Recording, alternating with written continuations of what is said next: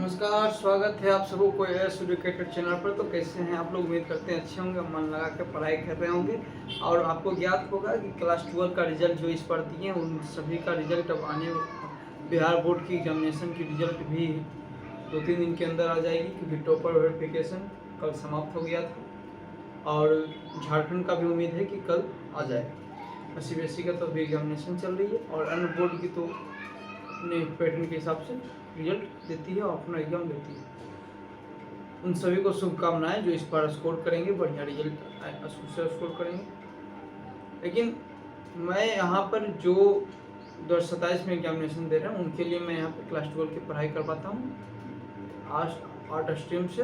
मैं आप सबसे कहना चाहता हूँ कि आप अपना पढ़ाई को 1x पर चलाइए, क्योंकि आप धीरे धीरे आप अपने पढ़ाई को बढ़ाते जाइए। सिलेबस पर आपका फोकस होना चाहिए, क्योंकि आप अब 12th में आ चुके हैं पूर्ण रूप से, क्योंकि आपका 11th एग्ज़ाम भी अब खत्म ही हो गया होगा।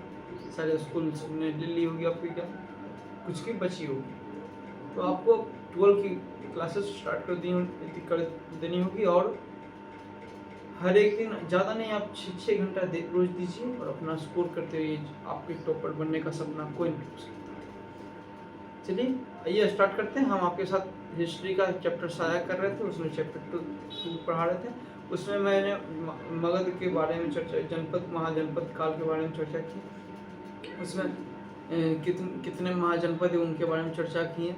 और मगध इसका चर्चा कर रहे थे, उसमें हम लगभग 3 राजवंशों का बारे में चर्चा की है। एक मगध का सबसे महत्वपूर्ण साम्राज्य वंश जो साम्राज्य स्थापित करने में सबसे बड़ी भूमिका निभाई वह थी मौर्य साम्राज्य। उसके बारे में हम चर्चा करेंगे। उसी आपको मैंने बताया था कि मौर्य साम्राज्य की स्थापना 321 ईस्वी से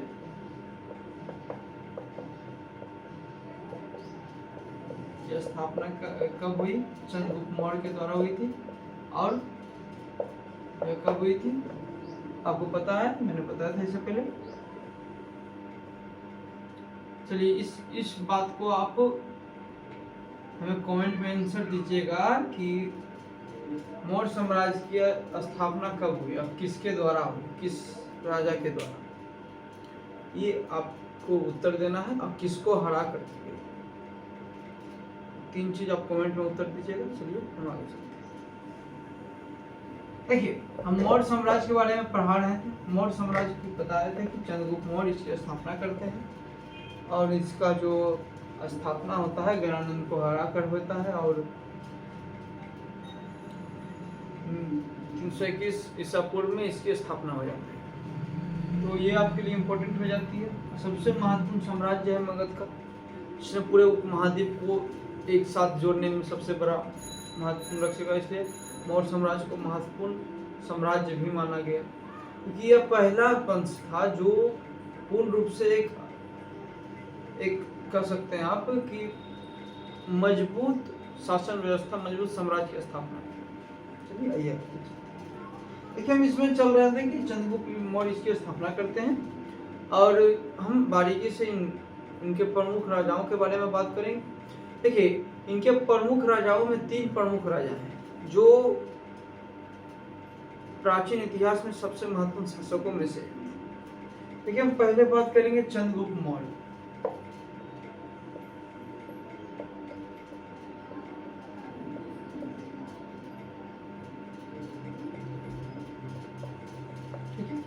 चंद्रगुप्त मौर्य क्या है कि ये 322 में स्थापना करते हैं और लगभग 298 ईसा पूर्व तक इस शासन व्यवस्था में रहते हैं।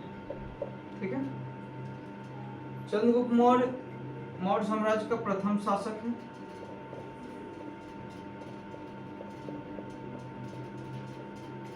ठीक है, इसने घरानंद को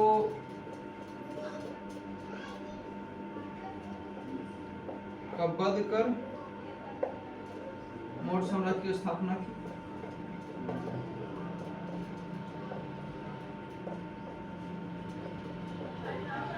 देखिए, इसके साथ ही एक और युद्ध लड़ता है जो इसके लिए निर्णायक साबित होती है, जिसमें मौर्य साम्राज्य का विस्तार भी देखा जाए। आप जानते हैं कि घनानंद के समकालीन सिकंदर था। तो सिकंदर तो भारत से नहीं आ पाया, भारत के सिंध वाले क्षेत्र से ही रिटर्न ले लिया था। लेकिन क्योंकि देखिए सिकंदर भारत पर हमला करता, लेकिन उस समय भी उसके पास भी चुनौतियां थी, इसलिए सिकंदर सिंध वाले क्षेत्रों से वापस चला जाता है विजेता के रूप में। उसका लक्ष्य था कि हम विजेता बने, लेकिन वो भारत में पूर्ण रूप से नहीं हो पाता। वह सिंध के वाले क्षेत्रों में चला जाता है। उसके बाद उसका जो राजदूत होता है सेल्यूकस निकेटर। सेल्यूकस निकेटर क्या है, सिकंदर का जो है आप कह सकते हैं सेनापति है, ठीक है। अब चंद्रगुप्त मौर्य का जो युद्ध होता है सेल्यूकस निकेटर से होता है।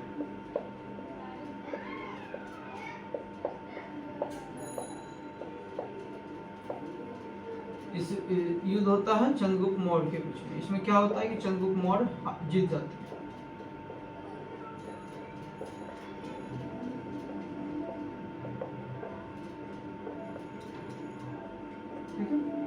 चंद्रगुप्त मौर्य से जीत जाते हैं, चंद्रगुप्त मौर्य सेल्यूकस निकेटर से जीत जाते हैं। यहाँ पर सेल्यूकस निकेटर क्या करता है कि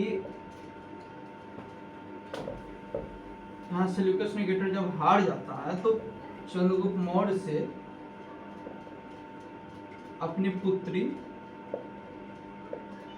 हेलेना से चंद्रगुप्त मौर्य से विवाह करवा दिया जाता है।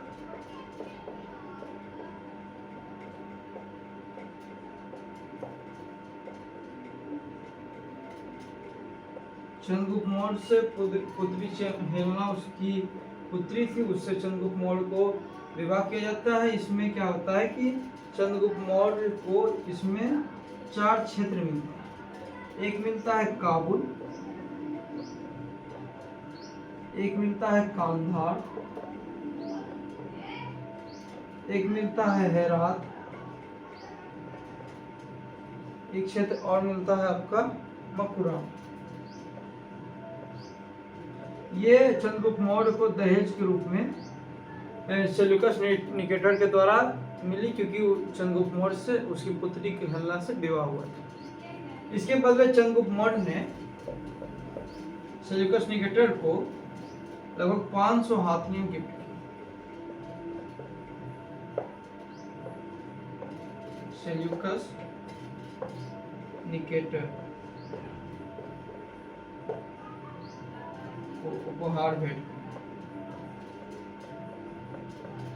मतलब 500 लगभग हाथी क्या किया चंद्रगुप्त मौर्य ने सेल्यूकस निकेटर को उपहार के रूप में दिया। देखिए उस समय हाथी इसलिए दिया जाता था क्योंकि मौर्य साम्राज्य जहाँ थी वो मगध में थी। मगध में राजगीर के क्षेत्र में जंगलों की काफी संख्या थी, इसलिए हाथी वहाँ पर सबसे महत्वपूर्ण जानवर थे। हाथी का युद्ध में भी उपयोग होता था, क्योंकि हाथी से क्या होता था कि जो सैनिक होते थे उनको जल्द से जल्द खत्म कर दिया जाता है। इसलिए हाथी भी मौर्य साम्राज्य की विकास या मगध के विकास में सबसे बड़ी भूमिका निभाता है। इसलिए यहाँ पर उपहार भेंट की जाती है। इसको सेंट्रोकोडस नाम से भी संबोधित किया जाता है। चंद्रगुप्त मौर्य सेंट्रोकोडस।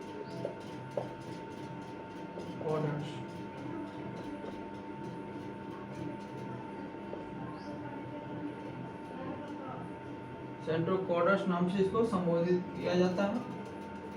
और चंद्रगुप्त मौर्य जो है क्या होता है कि ये इन्होंने मौर्य साम्राज्य का विस्तार किया।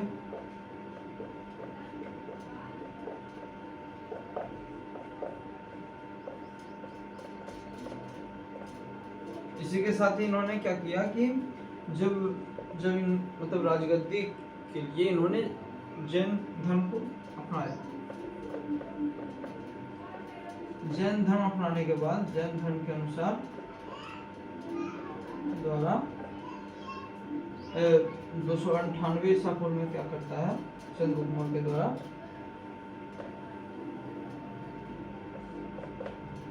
देखिए जैन धर्म को चंद्रगुप्त मौर्य के द्वारा स्वीकार किया जाता है 298 ईस्वी में। उसी समय क्या करता है कि राजगद्दी को त्याग देता है। क्योंकि आप जानते हैं जैन धर्म, आगे हम पढ़ाएंगे, जैन धर्म एक स्ट्रिक्ट धर्म थी। उसमें राजभोग, ये सब चीज़ों को व्यर्थ माना जाता है। इसलिए जब उसने जैन धर्म को अपनाया तो उसको राजगद्दी से त्यागना पड़ा। उसने क्या किया कि जब राजगद्दी से त्यागा तो वो दक्षिण के क्षेत्र में गया। भद्रबाहु जो जैन संत थे, जो आपको पता चलेगा कि ये श्वेतांबर गुट से सम्मिलित, भद्रबाहु के साथ ये दक्षिण की ओर गए।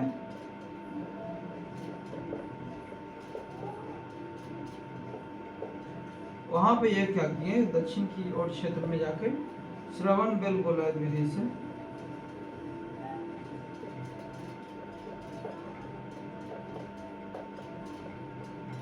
गोला विधि से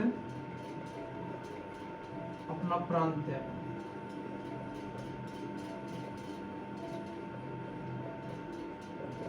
चंद्रगुप्त मौर्य ने क्या किया कि जब वो मतलब राजपाट के अंतिम समय में थे तो उन्होंने जैन धर्म को अपनाया। वहाँ उन्होंने राजगद्दी को त्याग दिया, अपने पुत्र को समर्पित कर दिया और उसके साथ उन्होंने दक्षिण की ओर भद्रबाहु संत के साथ गए। वहाँ श्रवण बेलगोला विधि जो जैन में मतलब अपना प्राण कर सकते हैं आप, मुक्ति के लिए श्रवण बेलगोला से ही प्राण तो अपना प्राण को मतलब क्या किया जाता है, त्याग दिया जाता है। ये जैन विधि की, जैन धर्म की एक परंपरा है। तो ये थी चंद्रगुप्त मौर्य की आपकी सारी उपलब्धियां। उन्होंने किस तरीके से चंद्रगुप्त मौर्य साम्राज्य की स्थापना की और वो कब तक शासन की, ये सारी चीज़ें मैंने बताया। आइए दूसरे शासक, इनके जो चंद्रगुप्त मौर्य के जो पुत्र होते हैं उनका नाम है बिंदुसार।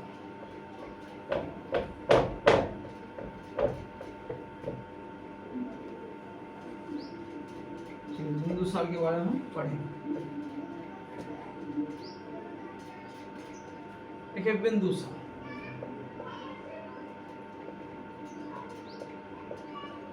ये चंद्रगुप्त मौर्य का पुत्र है।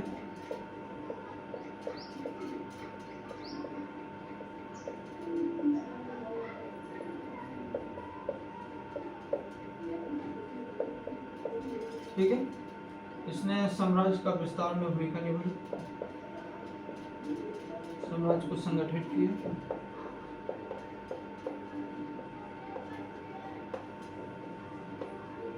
इसको ग्रीक भाषा में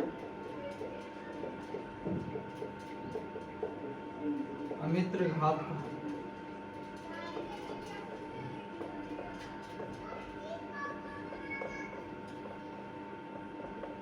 ठीक है, ये चंद्रगुप्त मौर्य को बिंदुसार जो है ये चंद्रगुप्त मौर्य के पुत्र होते हैं और ये मौर्य साम्राज्य के दूसरे शासक होते हैं।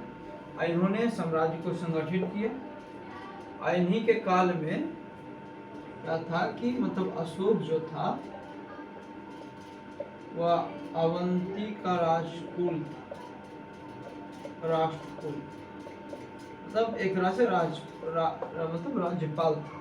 क्योंकि मौर्य साम्राज्य काफी फैला हुआ था तो वहाँ पे 6 प्रमुख क्षेत्र थे, उसमें अवंती एक प्रमुख क्षेत्र था। वहाँ के अशोक राष्ट्रकुल थे और मतलब उनके द्वारा भी नियंत्रण किया जाता, लेकिन मेन नियंत्रण सम्राट होता था। ये आगे चलते हैं। इसके साथ ही बिंदुसार भी एक महत्वपूर्ण शासक के रूप में उभरे जिन्होंने अपना विस्तार में काफी भूमिका निभाई।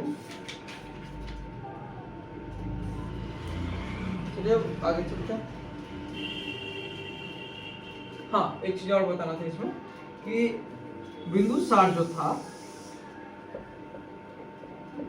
बिंदुसार आजीवक संप्रदाय का पोषक था।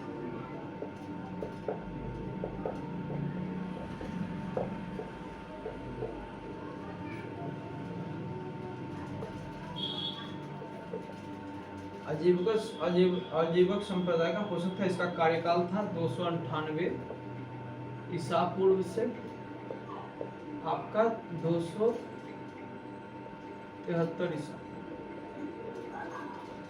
ये बिंदुसार का कार्यकाल। ये बिंदुसार दूसरा शासक था, सबसे महत्वपूर्ण शासकों में से एक था। अब आइए देखिए, अब हम चर्चा करेंगे यहाँ के तीसरे शासक। उससे पहले हम बीच के गैप के बारे में चर्चा करेंगे कि आखिर देखिए अशोक का जो राष्ट्र मतलब राज्याभिषेक होता है 269 ईसा पूर्व में होता है। तब 269 ईसा पूर्व में उसका तो, लेकिन यहाँ तो आप मैंने पढ़ा कि 273 ईसा पूर्व तक ही बिंदुसार का शासक था। आखिर इन 4-5 सालों में मतलब शासन व्यवस्था क्या था, मतलब किस तरीके का शासन, मतलब उस समय राज्याभिषेक क्यों ना हो पाया, ये तो कुछ कारण होगी। देखिए उस कारण में सबसे महत्वपूर्ण है उत्तराधिकारी का संघर्ष। अशोक के बारे में आप जानते हैं पटना का अगम कुआं है। जब आप पटना सिटी से उतरिएगा तो वहां से नजदीक ही है अगम कुआं। वहां पर माना गया है, लेकिन स्पष्टता उस पर सब कुछ इतिहासकार मानते, लेकिन माना गया है कि उसने अपने मतलब उसके अनुसार कहा गया कि बिंदुसार के 100 पुत्र थे।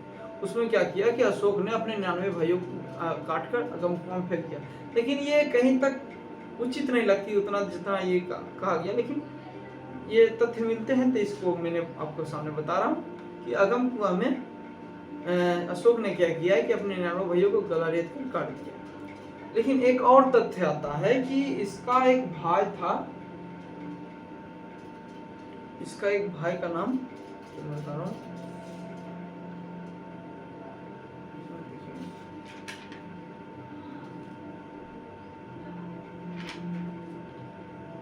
इसका सुष्मिता इसे हाँ एक सुशील नाम का इसका भाई था, तो इसका बड़ा भाई था, ज्येष्ठ पुत्र जिसको कहते हैं, ज्येष्ठ भ्राता, तो जिसको बड़े भाई, सुशील नाम का इसका बड़ा भाई था। आप जानते हैं कि प्राचीन काल में एक कारण था कि जो भी संपत्ति का बंटवारा होगा उसमें जो ज्येष्ठ पुत्र है, मतलब जो बड़े पुत्र हैं सभी में, उनको थोड़ा ज्यादा विशेष अधिकार मिला था। इस हिसाब से तो पूरी तरीके से इसको मौर्य साम्राज्य का शासक होना चाहिए था, जब हम प्राचीन काल के परंपराओं को माने। लेकिन होता क्या है कि अशोक चाहता था कि सुसीम से भी ज्यादा मतलब नेतृत्व करता अशोक था, कि अशोक ने जब उज्जैन के तरफ अवंती के क्षेत्र में जब विद्रोह हो रहे थे उसको संभालने में उसने बड़ी भूमिका निभाई थी, इसलिए उसका नेतृत्व दिखता था। लेकिन सुसीम का नेतृत्व नहीं दिखा था, इसलिए मौर्य साम्राज्य क्या किया कि पुष्यमित्र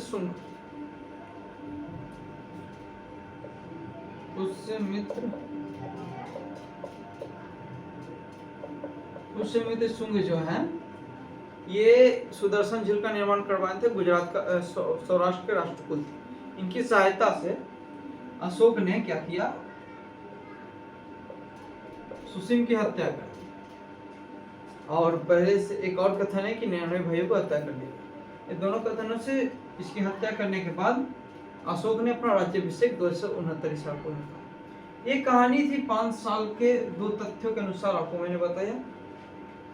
आखिर हालांकि ये पूर्णता दोनों में स्पष्टता दे, इस पर ज्यादा लोगों का समर्थन है,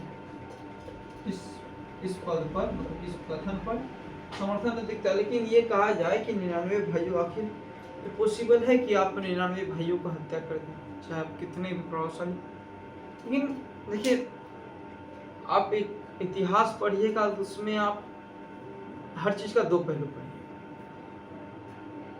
या तो हो सकता है या नहीं भी हो सकता, आप दोनों चीजों को लेकर चलिए। इसलिए जब हम इतिहास को पढ़ते तो हम विश्लेषण करके पढ़ते कि मतलब क्या मतलब अनुमान लगाया जा सकता है कि क्या इस तरीके की भी संस्कृतियां थी, या इस तरीके की परंपराएं थी, या इस तरीके की घटनाएं जो हुई वो हकीकत में थी। ये इतिहास इसलिए पढ़ाया जाता है। चलिए हम अब अशोक का हम चर्चा करते हैं, अशोक के शासन का।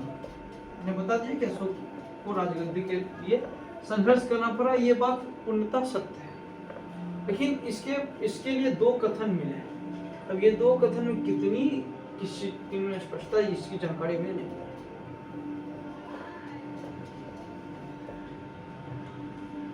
देखिए हम आप बात करेंगे अशोक का। अशोक 269 ईसा पूर्व में क्या होता है, अशोक का राज्याभिषेक।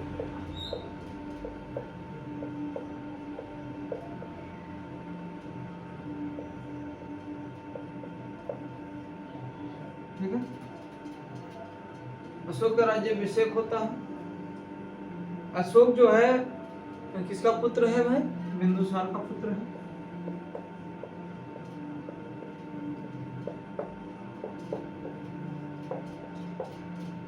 इसी के काल में क्या होता है कि 269 साल के मतलब शासन के 9वां साल, यानी आप कह सकते हैं 271,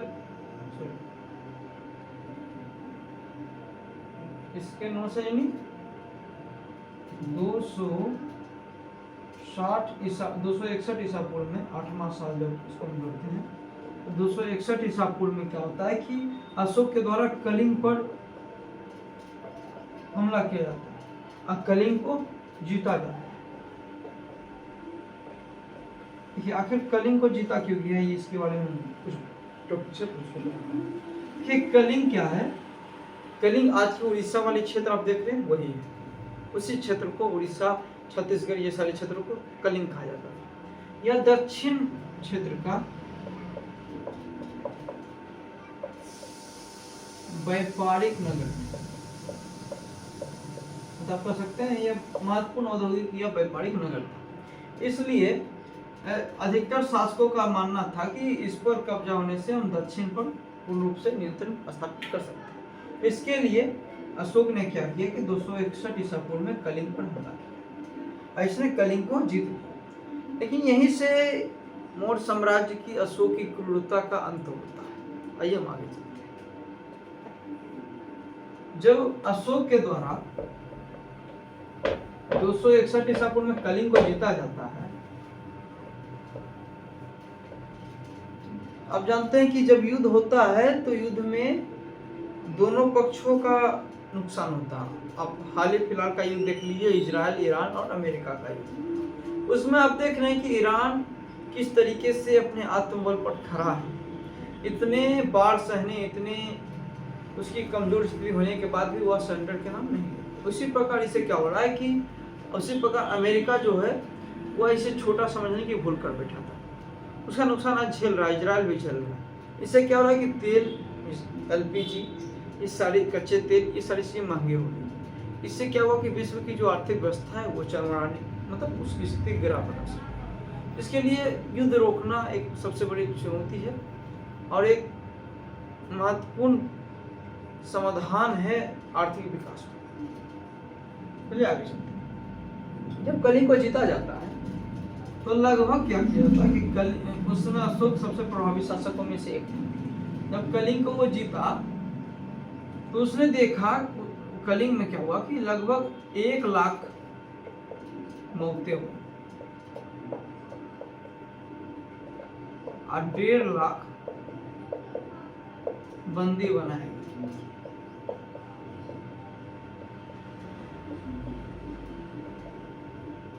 इस अफरा तफरी को देखकर अशोक का जो मन है उसमें परिवर्तन आता है।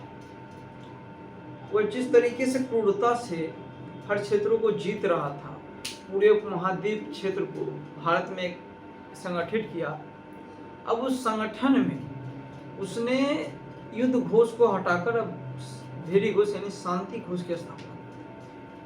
देखिए जब ये सारी घटनाएं अशोक के द्वारा देखी जाती तो अशोक का मन विचलित हो जाता है। वह अशोक जो है बौद्ध धर्म के प्रति झुकाव करता है और बौद्ध धर्म स्वीकार करता है। तो बौद्ध धर्म को स्वीकार कर लेता है तो उसको युद्ध ना लड़ने का वो प्रण लेता है। उसने क्या किया कि एक नीति लाई, उस नीति को कहा गया युद्ध घोष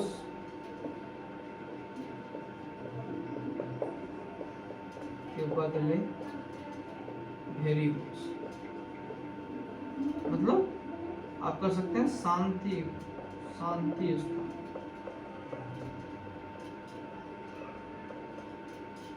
धैर्य घोष की स्थापना करता है। इसमें क्या उसके द्वारा किया जाता है कि धम्म महामात्र का अवलोकन करता है, यानी जनता को धम्म महामात्र के माध्यम से एक साफ शांति संदेश पहुंचाता है। तो शांति संदेश आखिर है क्या? देखिए वो क्या करता है, धम्म की स्थापना करता है। इसके तहत वह बौद्ध धर्म के प्रति झुका है, लेकिन इस धम्म को आप बौद्ध धर्म से नहीं जोड़िएगा, क्योंकि इसमें अशोक की सिर्फ एक अथी नहीं, मतलब एक नियम नहीं है, उसको लागू करना भी एक इम्पोर्टेंस। इसमें कुछ चीजें हैं जो बौद्ध धर्म से अलग होती है। देखिए, यहाँ पर धम्म का मतलब हो जाता है शांति व शुद्ध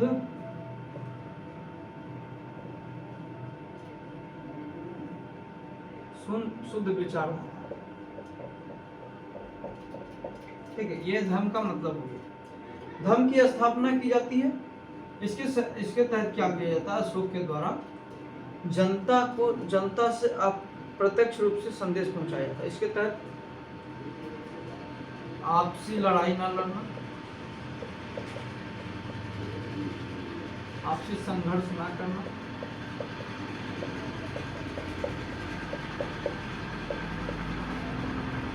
इसके साथ ही भाईचारे को बढ़ावा देना,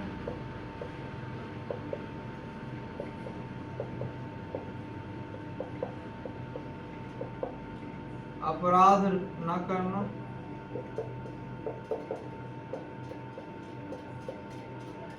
शांति को बढ़ावा देना,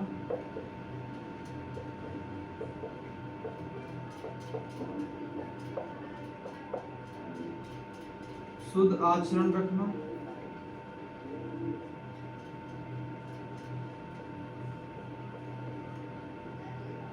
ये सारी चीज धम्म के माध्यम से अशोक जो है जनता के पास ये सीधा संदेश पहुंचाता है कि आप कोई अपराध ना करें, कोई तरह के गतिविधियों को बढ़ावा ना दें, नकारात्मक प्रवृत्ति के कोई कार्य ना करें, सकारात्मक कार्य करें, उसमें अपना विकास करें, भाईचारा को बढ़ावा दें, बंधुता को बढ़ावा दें, अहिंसा को बढ़ावा दें, अहिंसा का पालन करें, अशुद्ध आचरण रखें। ये सारी चीजें अशोक के द्वारा जनता के पास स्पष्ट रूप से संदेश पहुंचाया, धर्म की स्थापना होती है। इस संदेश को किसके माध्यम से पहुंचाया जाता था, ये इसके बारे में देखिए। धम्म नाम की संदेश को जनता के द्वारा, अशोक के द्वारा प्रथम ऐसा शासक था जो जनता और अपना कथन को सीधा संवाद करता था। इसके लिए उसने अभिलेखों में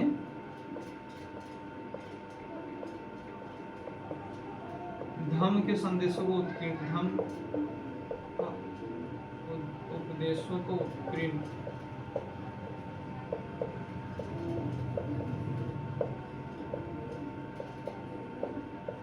मतलब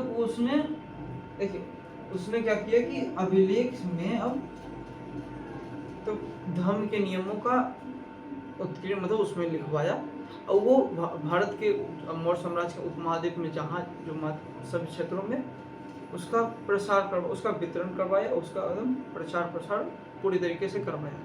इससे ये पूरी तरीके से जनता के बीच इस संदेश को पहुंचने में सहायता मिली और जनता ने इस पर भूमिका निभाई। जब अभिलेख की स्थापना, जब अभिलेखों में धम्म के उपदेशों को उत्कीर्ण करवाया जाता है, उसका वितरण पूरे क्षेत्रों में करवाया जाता है, तो इसमें होता है क्या कि यहीं से एक टॉपिक बन जाता है कि अशोक जो है प्रथम ऐसा शासक है जिसने अभिलेखों का उपयोग आरंभ किया, अभिलेखों को पूर्ण रूप से स्पष्टता से उपयोग किया। देखिए, इसलिए प्राचीन भारत में अशोक सबसे महान शासक माना गया, क्योंकि इसी के काल में अभिलेखों का विस्तार हुआ। उससे पहले अभिलेख को उस तरीके से उस पर चर्चा नहीं किया। अगर आपसे पूछेगा कि प्राचीन भारत में अभिलेखों के प्रचलन में किसका महत्वपूर्ण योगदान है, तो उसमें अशोक सबसे प्रभावी, अशोक सबसे महान शासकों में से एक। उसने अभिलेखों का विस्तार पूरे क्षेत्रों में करवाया। देखिए, अब मुख्यतः अभिलेखों में दो भाषाओं में धम्म की लिखावट लिखवाई। उसमें एक थी खरोष्टी, एक थी ब्राह्मी। देखिए, ब्राह्मी लिपि जो है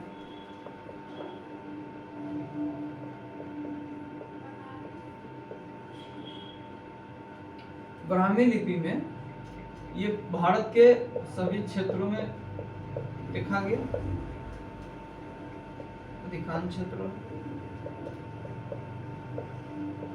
ठीक है। इसमें प्राकृत भाषा में उत्कीर्ण कर रहा है।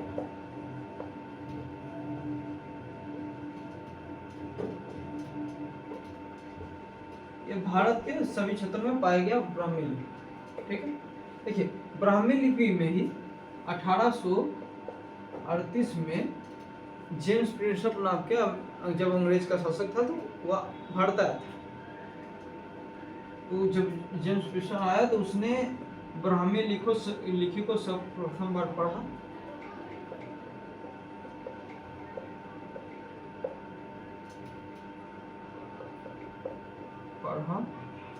और उसने यहाँ पर प्रियदर्शी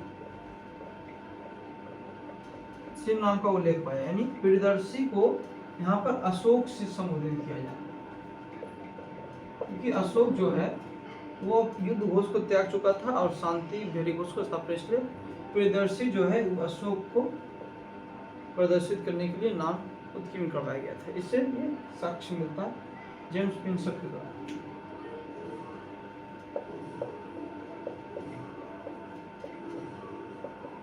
देखिए एक और खरोष्टी लिपि है, उसमें भी धर्म के उद्देश्यों को अभिलेखों में उत्कीर्ण करवाया उस भाषा में, ठीक है। दूसरा लिपि है खरोष्टी लिपि।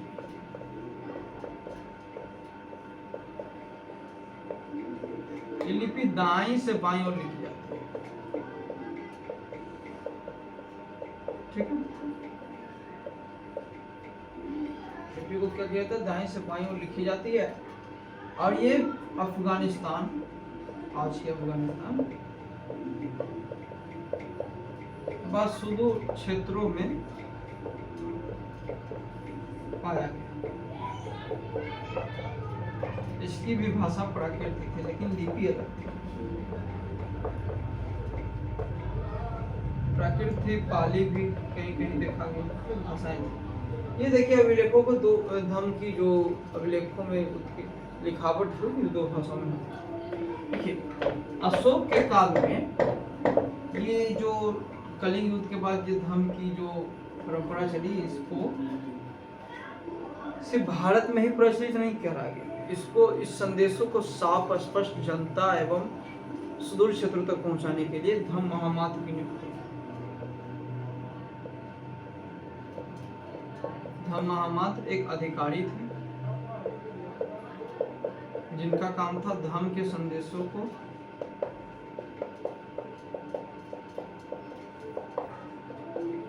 समझाना। इन्होंने धम्म महामात्र की स्थापना की। धम्म महामात्र के द्वारा भारत के सुदूर क्षेत्रों साथ ही अन्य क्षेत्र जैसे श्रीलंका हो गया, नेपाल हो गया, भूटान हो गया, ये सारे क्षेत्रों में धम्म के प्रसार के लिए धम्म महामात्र को नियुक्ति करवाई। उसमें श्रीलंका में इसके ही पुत्र और पुत्री के द्वारा श्रीलंका में पुत्र व पुत्री को भी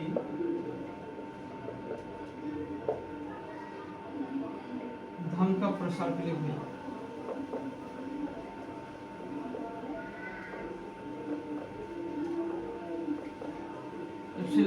इसने धर्म महामात्र की नियुक्ति भी की, इसके साथ ही अपने पुत्र और पुत्री को भी श्रीलंका भेजा धर्म का प्रसार करने। अब देखिए, अब अशोक का जो अभिलेख है वह तीन या चार प्रकार से पाए गए अभिलेखों के प्रकार। अशोक के अभिलेखों के प्रकार।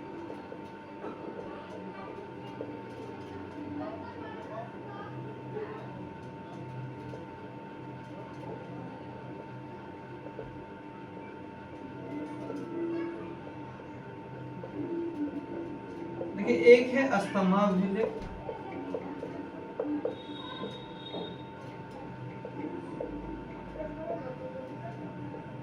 ये मतलब स्तंभों पर लिखे जाते थे।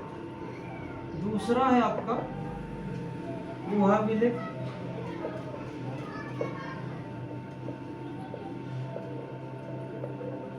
तीसरा है आपका शिलालेख।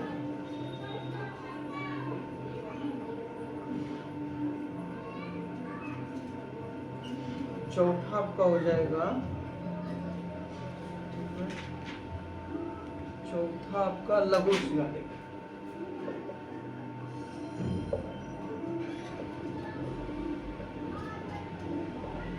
ये इसके महत्वपूर्ण शिलालेख, ये 4 महत्वपूर्ण शिलालेख अशोक के काल में प्रचलित थे। और प्राचीन भारत में अशोक का अभिलेख का प्रचलन में अशोक सबसे प्रथम शासक है जिसने प्राचीन काल में अशोक का अभिलेख का प्रचलन करवाया। स्तंभ लेख जो स्तंभों में बड़े बड़े स्तंभ चट्टानों पर लिखे जाते हैं। गुहा अभिलेख जो गुफा और क्षेत्रों में लिखे जाते थे। शिलालेख जो है वो चट्टानों पांडुलिपियों पर लिखे जाते थे। लघु शिलालेख ये छोटे स्तर के सिक्के या आप कह सकते हैं मुहरे, ये सारी चीजों में लिखे जाते थे। ये अशोक के महत्वपूर्ण अभिलेख, महत्वपूर्ण अभिलेख के प्रकार। इसके साथ ही हम मौर्य साम्राज्य के 3 महत्वपूर्ण शासकों के बारे में आपको पढ़ा दिया। अब देखिए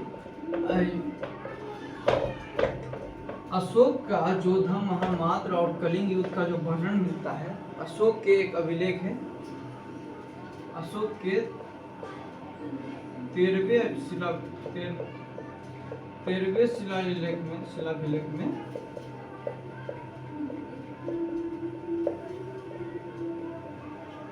साक्ष्य में तो 13वें शिलालेख में धर्म और कलिंग युद्ध का वर्णन का चर्चा।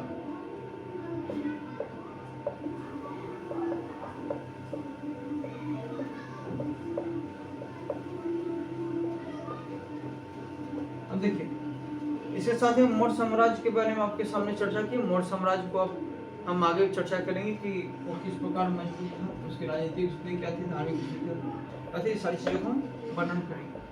अब देखिए मौर्य साम्राज्य में 3 महत्वपूर्ण शासक थे। उसके बाद इसमें महत्वपूर्ण शासकों की कमी थी। देखिए इसका जो मौर्य साम्राज्य का अंतिम शासक बृहदत्त, ठीक है, इसको बृहदत्त था। इसकी हत्या पुष्यमित्र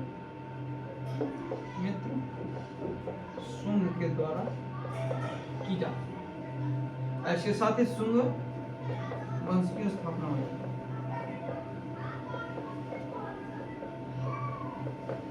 185 ईसा पूर्व। तो मौर्य साम्राज्य कितना दूर चला? 322 में चंद्रगुप्त मौर्य के काल में आरंभ हुई। बिंदुसार, अशोक ये महत्वपूर्ण शासक हुए। उसके साथ 185 ईस्वी आते आते बृहदत्त अंतिम शासक होते हैं जिसकी हत्या पुष्यमित्र शुंग के द्वारा कर दी जाती है। और 185 ईस्वी में मगध में क्या होता है कि शुंग वंश की स्थापना होती है, लेकिन ये काफी दिनों तक नहीं चलती। चलिए आज के लिए हम इतना ही। अब मौर्य साम्राज्य के महत्वपूर्ण शासक, शासन व्यवस्था, अभिलेखों का प्रचलन, ये सारी चीज़ों के बारे में मैंने बताया। उम्मीद करते हैं आपको ये अच्छा लगा होगा। और अगर आपको ये वीडियो, आपको ये कॉन्सेप्ट समझ आया होगा तो आप लाइक सब्सक्राइब जरूर कीजिएगा। और जो इस पर डाउट हो उस पर कमेंट कीजिएगा। आपका इस वीडियो पर क्या रिएक्शन है ये भी आप कमेंट में लिखिएगा। और आज के लिए इतना ही। आप अपना पढ़ाई जारी रखिए और जय हिंद, जय भारत।